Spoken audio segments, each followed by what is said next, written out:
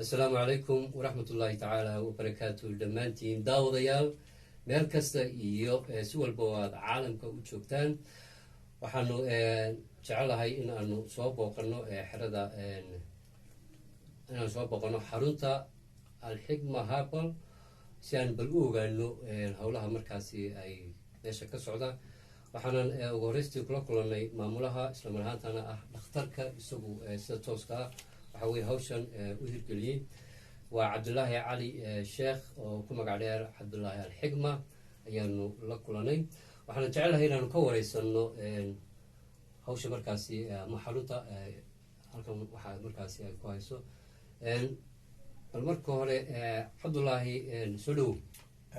وعليكم السلام ورحمة الله وبركاته. وأنا دوهي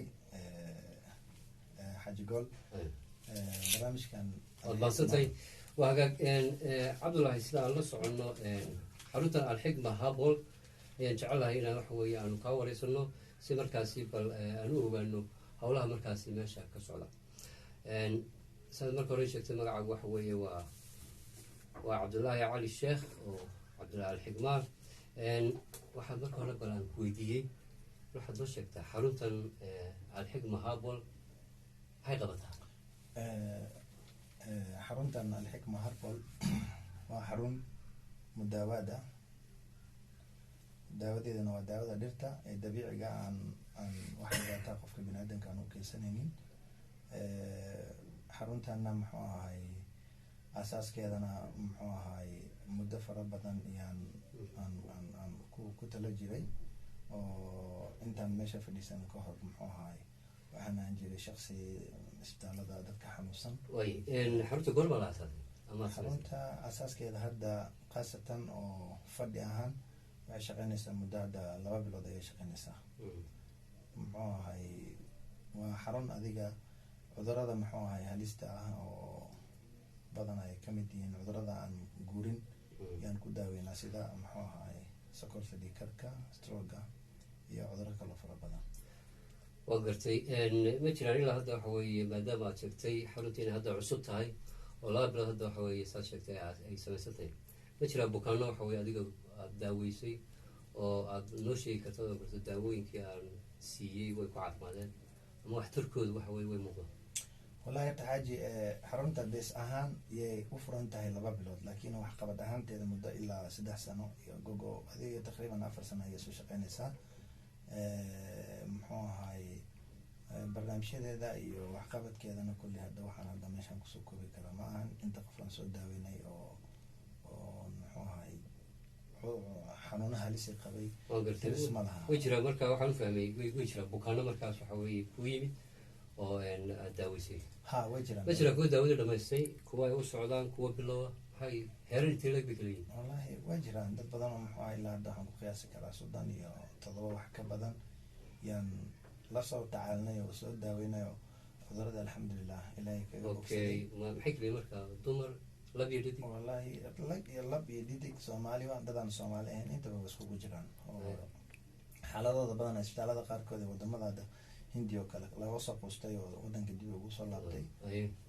laba kun waa jiraan alxamdulilah daawadan ilaahay baasha laakiin way daawooyaan maxay yihiin marka bukaanada aad la kulantay cudurro nocay qabeen wallahi cudurka macaanka oo kale iyo cudurada maxaa dhiigkarka oo kale cudurada wadnaha ku dhaco muxuu ahay xididada qaarkooda xirmo waxaa ka mid ah cudurka muxuu ahay cholesterol oo kale cudurada neerfaha oo kale ka mid ah iyo cuduro kale oo runtii dadka markay Hindiya tagaan oo kale scan iyo computer markii la saaro oo waxba laga qaban karin qofka haddii lacala wax laga qabto noqon karto inuu kooma galo ama qofka inuu dhinto ay dhahaan wadankaaga iskaga laabo waxna kagama qaban karin dadka noocaasna waan la kulmay وهاجا waxaad ii sheegtay in xarunta alxigma habol ay tahay markaasi daawooyinka markaasi aad isticmaashaan kuwa markaasi natural oo aan habeerta wax chemical aysan ku jirin waa tahay daawooyinka inta badan ay bixiyaan habaladu waxa inta badan ay u badan yihiin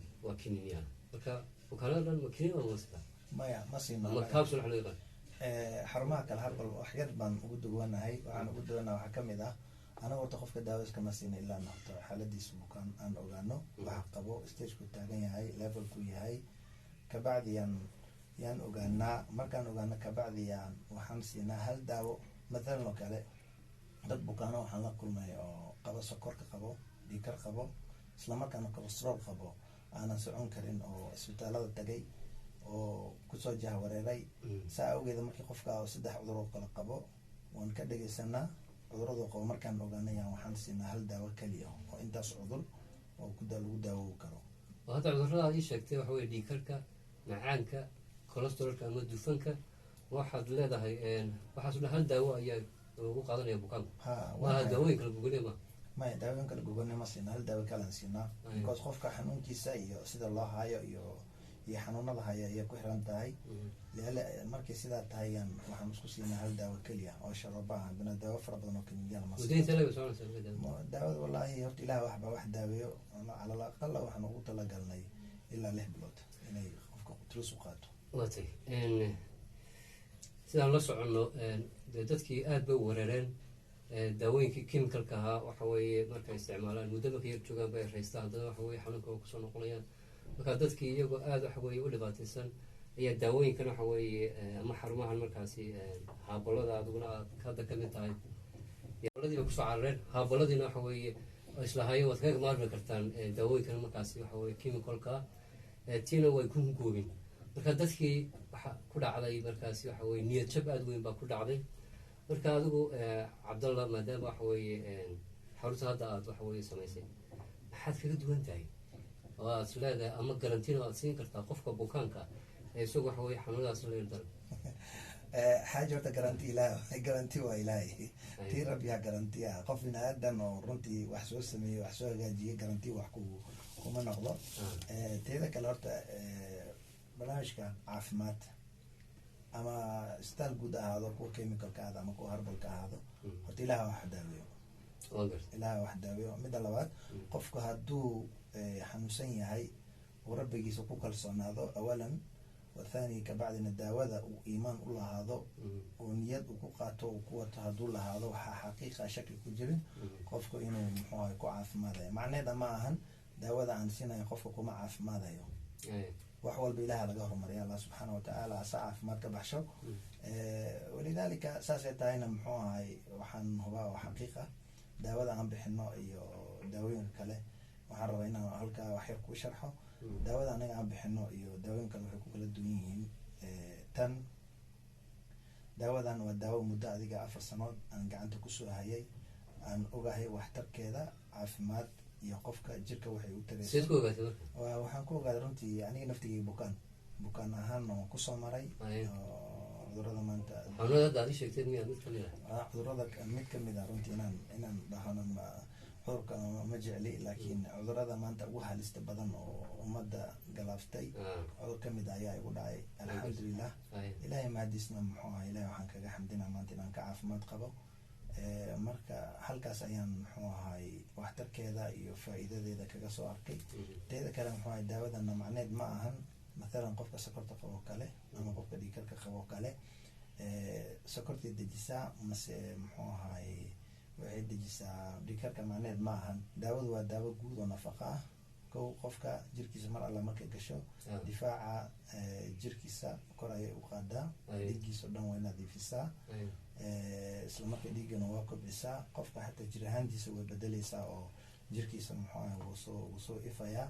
wax alla wixii markaa oo cudur ah oo halis ah oo qofka jirkiisa ku jira ayuu noocu ahaadaan way ka dileysaa. wax xaqiiqa ah qofka markuu 3 maalin qaato ilaa 4 maalin waxaad arkaysaa qofkii muuqaal ahaan isa soo bedelay. wuxuu ku dhahay waan alxamdulilah hurdaan ka helay, caafimaad fara badanaan ka helay. muxuu ahay dheefshiidka oo kale inuu dheefshiidkiisa si fiican u shaqeynayo, kiliyaha beerka iyo sanbabaha inay dhaqayaan. wax alla wixii markaa oo xididada muxuu ahay qofka bini aadanka oo cilad ka ciladeysan inay markaa xididada toosiso, wax alla wixii wasaqahay inay ka saarto. marka ma soo koobi karo waxaan maanta meeshaan kusoo koobi karana. su-aasha ugu dambeysa cabdalla aan ku weydiinaya waxay tahay bukaanada dee heerarkoodu way kala duwan yihiin. qaab nooceeya ayaa waxa weeye aada ula macaamishaan? waxaa jira dad waxa weye hayntooda ay yar tahay, kuwa hayntooda ay fiican tahay. daawada ma tahay mid waxa weye de qof kasta heli karaya? daawada qof walba wuu heli karaa. runtii annagana muxuu ahaay nagama ahan waxaan wax ku raadinayno. maantana adduunka waa xalkiis waa la socnaa siduu yahay. saasay tahayna muxuu ahaay daawooyinka hadda wax sidaa uu si qaalina ma ahan, waa daawo qiimeed iska macquul ah. walidaalika saasay tahayna qofku waa halka doosna u qaato waa bilshaasna qofka runtii xaqiiqa waxaa isbuuc ilaa 2 isbuuc inuu qofka muxuu ahaay caafimaad guud ahaan uu ka dareemayo. waa tahay cabdalle aad iyo aad u mahadsan tahay. kaasi waxa uu ahaa daawadayaal waa cabdulaahi cali sheekh oo ku magac dheer cabdulaahi alxigma oo iga warramayey xarunta alxigma habol hawsha ay qabato. weli waxaan kusii guda jirnaa waraysigeenii aanu markaasi ka qabananay. waxa uu noo sheegay doctoorka xarunta cabdalla in bukaano ay jiraan, markaas waxa weeye intay furay la daaweeyey. waxaan markana aan jecel lahay in aanu bal bukaanada oo hadda waxa weeye filayo qaarna ay soo gelayaan, qaarna markaasi ay waxa weye ay sii fadhiyeen markaanu imaanaynay, ayaan jecelahay bal markaa inaan iyagana bal aan la dhex marno microfonka bal si aan u weydiino bukaanada heerarka ay kala yihiin, haddii yihiin kuwa bilowa saan hore soo sheegnay iyo kuwa dhexe iyo kuwa waxa weye dawladu is dhamaanayso.